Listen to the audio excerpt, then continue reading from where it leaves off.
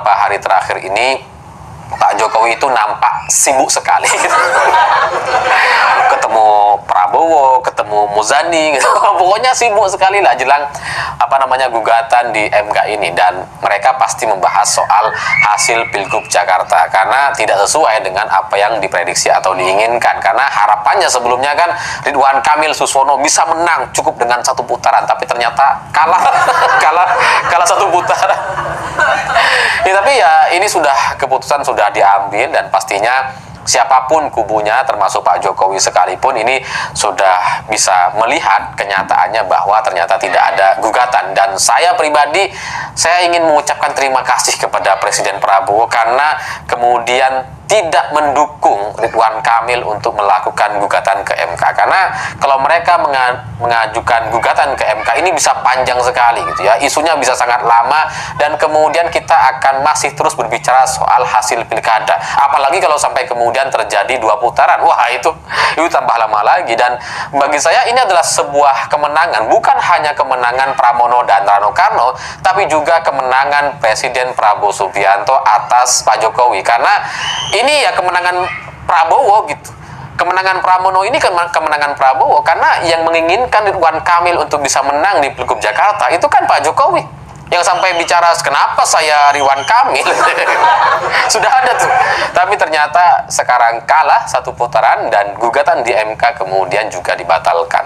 Ini sekali lagi sesuai dengan situasi terakhir di mana Presiden Prabowo itu memutasi 300 pati TNI, dan ini adalah mutasi terbesar sepanjang sejarah, termasuk menyingkirkan orang-orang Pak Jokowi sebelumnya. Jadi orang-orang Pak Jokowi yang sebelumnya punya posisi strategis di TNI itu kemudian disingkirin untuk kemudian diposisikan di tempat-tempat yang tidak terlalu produktif. Itulah yang kenapa saya sebut bahwa kemenangan Pramono dan Rano Karno di Jakarta adalah kemenangan Prabowo Subianto juga. Dan kalau Pramono nanti menjadi gubernur dan wakil gubernurnya adalah Rano Karno, itu jelas yang paling tidak nyaman dari posisi Pramono dan Rano Karno adalah Gibran.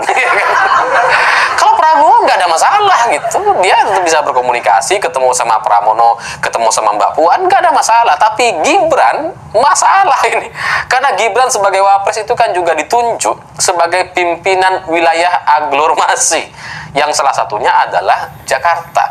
Bayangkan gitu ya, Gibran harus berkomunikasi dengan Gubernur Jakarta Pramono Anung yang merupakan mantan sekjen PDI Perjuangan, orang dekat Ibu Megawati. Bayangkan betapa tersiksanya Gibran. Jadi ya itulah kenapa kemudian Pak Jokowi begitu berapi-api, begitu berambisi untuk memenangkan Ridwan Kamil, ya karena memang nasib Gibran bisa jadi sangat-sangat tidak nyaman untuk sampai tahun 2029 gitu kan. Kalau Prabowo sih nggak ada masalah, secara pribadi, secara politik, secara partai nggak ada masalah. Gibran yang masalah, secara pribadi masalah, secara politik masalah, secara partai masalah, semuanya masalah. Jadi Gibran ya mungkin rasanya seperti berada di neraka untuk sampai tahun 2029 nanti sebagai wapres yang harus terus berkomunikasi dengan wilayah aglomerasi. Ya, jadi kalau misalkan yang dimaksud pimpinan koalisi yang memberikan arahan supaya kubu Ridwan Kamil dan Suswono itu batal mengajukan gugatan adalah Presiden Prabowo, ya nampaknya ini memang benar-benar disengaja. Supaya apa? Supaya Gibran jadi nggak nyak tidur gitu. Ya karena kalau Pramono, bayangkan gitu ya, Pramono, Rano Karno memimpin Jakarta dan harus rapat berhadapan dengan Gibran. Bayangkan kalau Pramono sih nggak ada dosa, dia nggak berkhianat dengan siapa-siapa, dia jadi gubernur ya dengan jalan yang lurus gitu. Tapi Gibran dengan segala cerita pengkhianatannya itu nggak nyak tidur, dia tuh ngerasa bersalah sekali gitu. Ya itu akan menjadi satu siksaan politik yang luar biasa kepada Gibran. Dan kalau Presiden Prabowo ini benar-benar mengarahkan untuk membatalkan gugatan ke MK atau menerima Pramono sebagai gubernur Jakarta yang baru, ya nampaknya ya supaya Gibran tidak terlalu bikin gara-gara. Oke, Baik teman-teman, kembali lagi di channel Sonka TV. Salam inspirasi, salam NKRI harga mati. Nah teman-teman tentunya sudah mendengarkan sedikit penjelasan dari saudara kita Ali Purrahman tentang situasi Pilkada 2024 yang dimana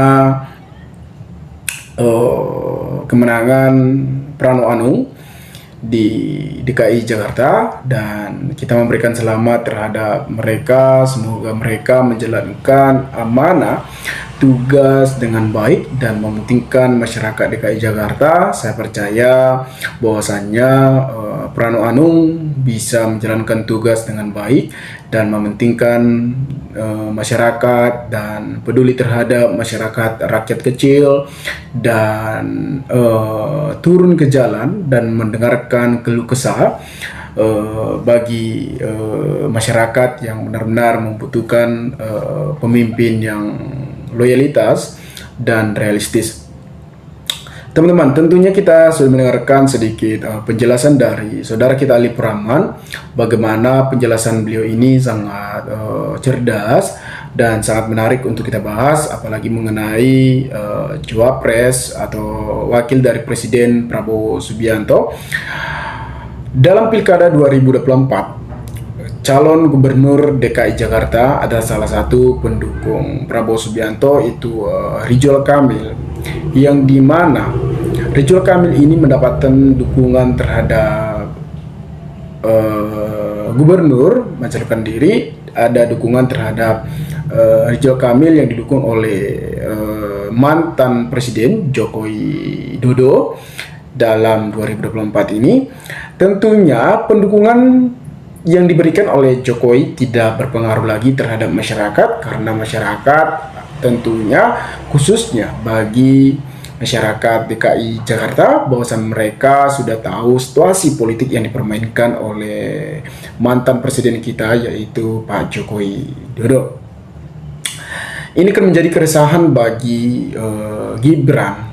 Tentunya teman-teman juga sudah mendengarkan apa yang disampaikan oleh Ali Purrahman tadi. Keresahan Gibran, mengapa dikatakan adalah keresahan bagi Gibran?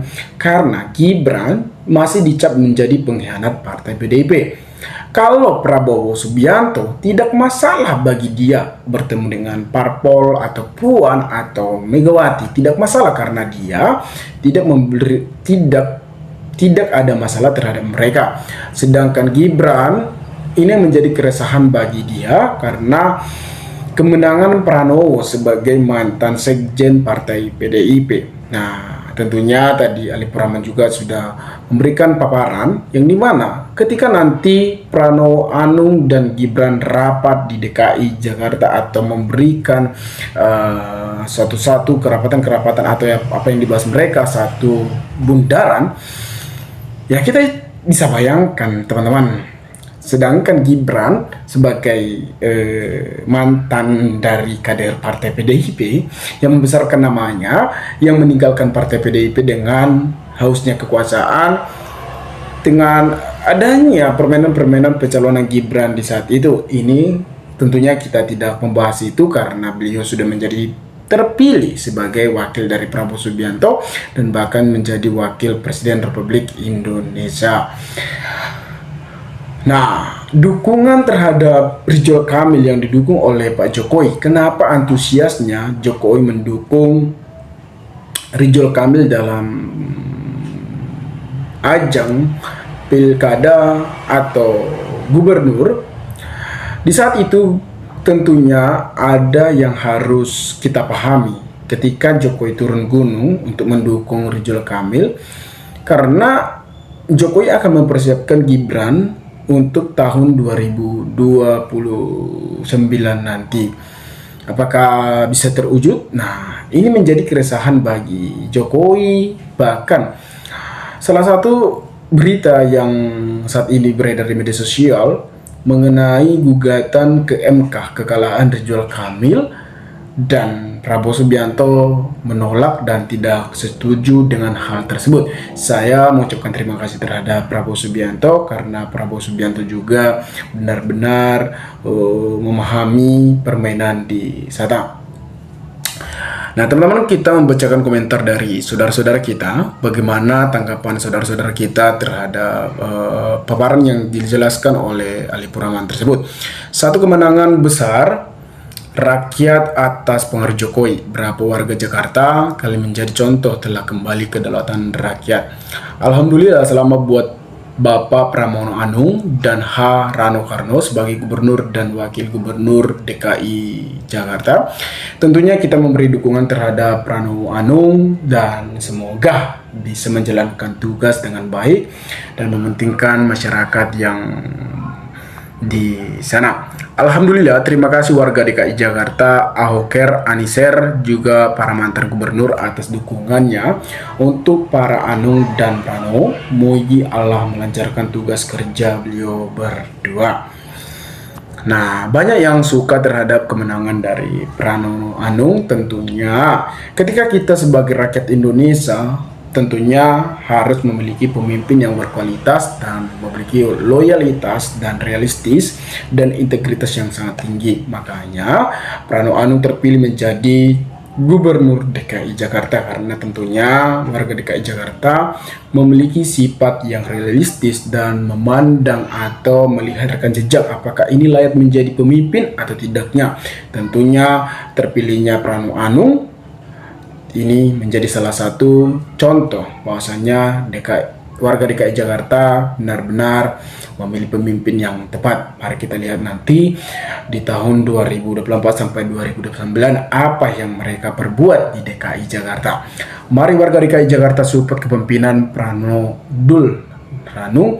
Jika ada kebijakan yang menyimpang kita kritik dan yang baik kita support dengan penuh.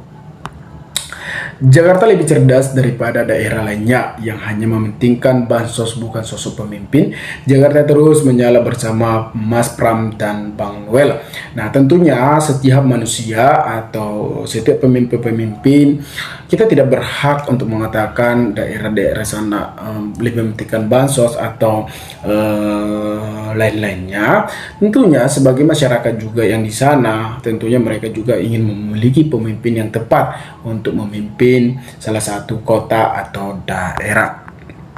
Selamat untuk Mas Pram, Bang Noel, semoga selalu dilancarkan dalam bekerja. Terima kasih kepada semua relawan partisan dan non-partisan serta Jamania, Auker, dan Abad dan warga Jakarta. Saya bangga dengan kalian. Teman-teman, sekian video ini. Jika ada pertanyaan atau tanggapan teman-teman, maka berikanlah tanggapan teman di kolom komentar agar kita bisa saling tukar pikiran satu antara lain. Salam inspirasi, salam NKRI, Sonka TV melaporkan.